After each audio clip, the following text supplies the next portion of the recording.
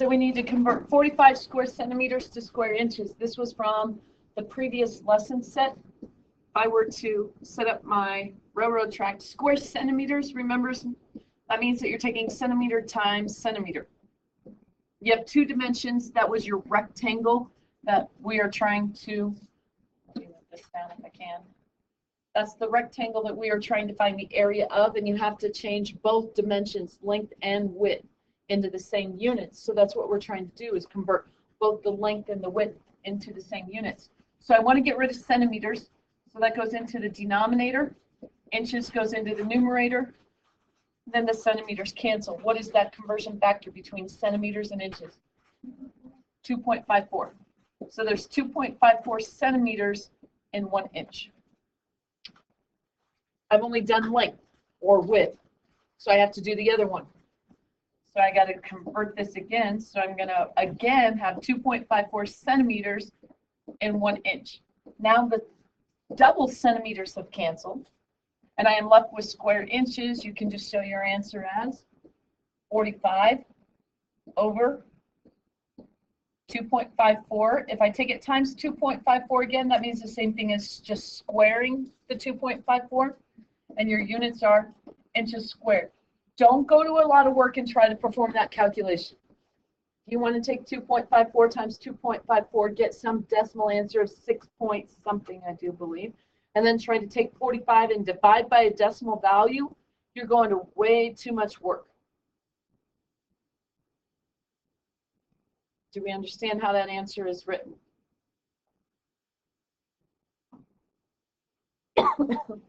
If we look at the second one, very good. I think everybody got this one correct.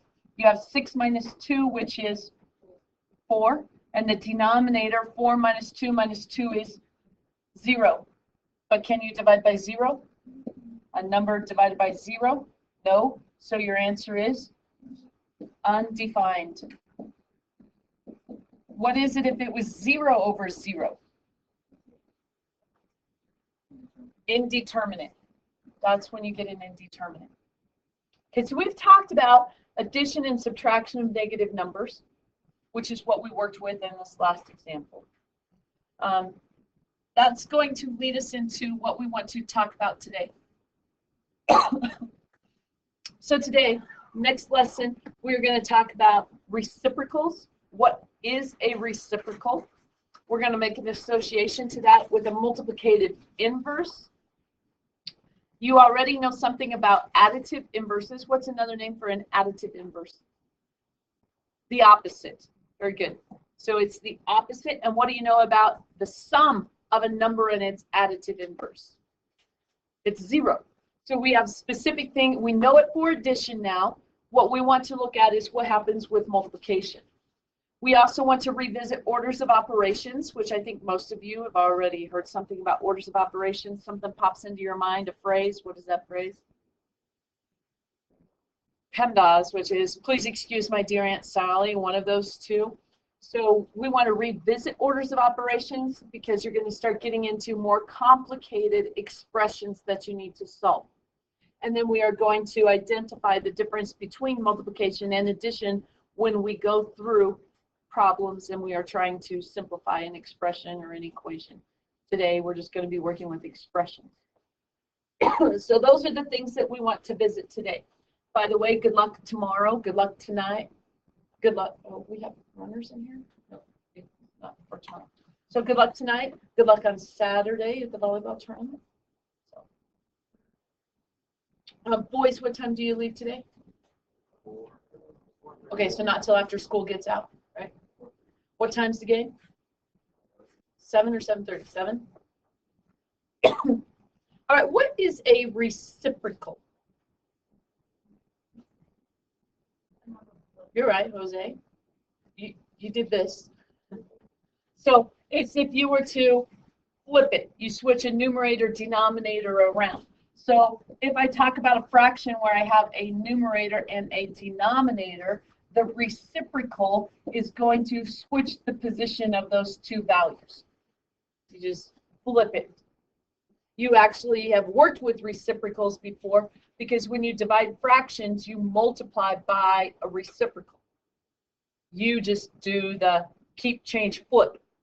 So a reciprocal is that flip part that you've been working with. So if I gave you a value such as 4, what is its reciprocal? Well, 4 is the same thing as 4 over 1, so its reciprocal would be 1 over 4. If I gave you 5/7, what's its reciprocal?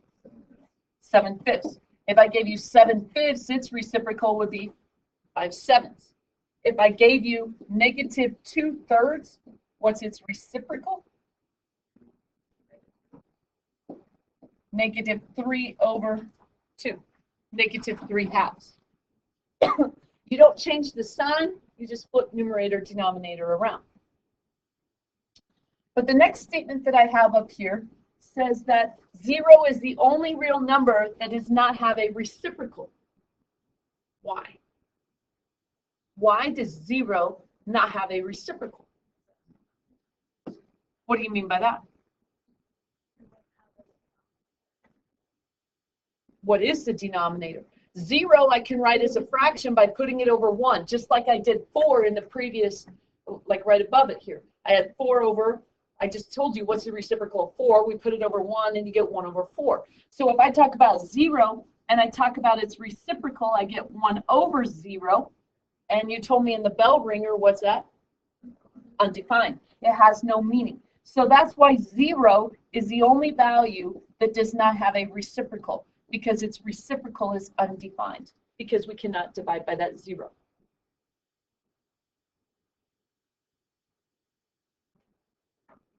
What happens if I take the product of a number and its multiplicative inverse? We just talked about additive inverses. Additive inverses gave you what? What's the sum of additive inverses? What's the sum of 3 and -3? 0. We want to look at multiplicative inverses. Multiplicative inverses, we just gave examples of 4. What's its multiplicative inverse? 1/4. And what happens if you multiply those together? What do you get? 1. You get 4 over 4, or you can reduce and you would get 1. If I look at that -2/3, what's its multiplicative inverse? 3 over -2, or just -3/2 again. And what happens? What's a negative times a negative? A positive. What's 2/3 times 3/2? 6 over 6, or 1. So the key thing about a product of a number and its multiplicative inverse, I bet that's a homework assignment question. I'm just guessing. If anybody flips in your problem set and looks,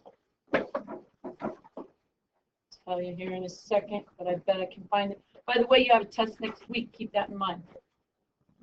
Oh, here we go. Question. If you look at 1 on page 53. Probably. Why don't you look at 1 and 1 through 3 on your homework assignment here while I answer this question here for Logan. So getting back to this where I said the product of a number and its multiplicative inverse is 1. I asked you to look in your homework assignment. If I look at number 1, what's 1a say? What is the reciprocal of 2? What's the reciprocal of 2? Not opposite, the reciprocal. What's the reciprocal of 2? 1 over 2. B. B says, what is the reciprocal of -2? -1 over 2. And here's the question that I told you, I bet it's in your homework assignment. Number C says, what is the product of any non-zero real number and its reciprocal? 1. 1. If they're talking about opposites, A number and its opposite is 0. But a number and its reciprocal, the product is 1. I asked you to look at question number 2. You might not have had time to do that, but question number 2 deals with the same concept.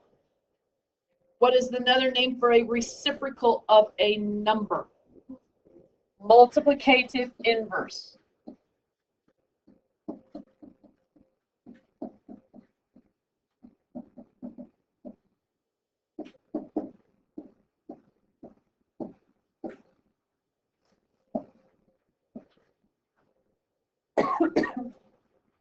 And then question number 3 has already been answered. Which real number does not have a reciprocal? And you guys are going to miss this on your homework assignment because you forget the and y part. So which real number does not have a reciprocal?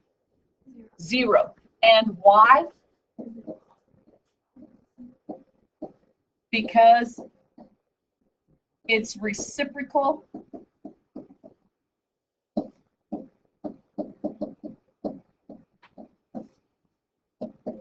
is undefined, because you cannot divide by 0.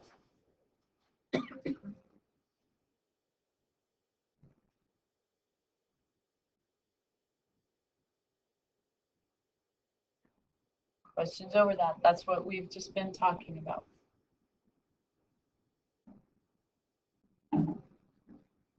Okay, what I want you to do now, while I save this, and I know it's going to take me a little bit, is I want you to answer questions 3 through 11, or start on 3 through 11. We'll see how far you get. Not quite for sure. This may take about 5 minutes to save, 4 minutes to save. So go ahead and continue working on the assignment for just a few seconds.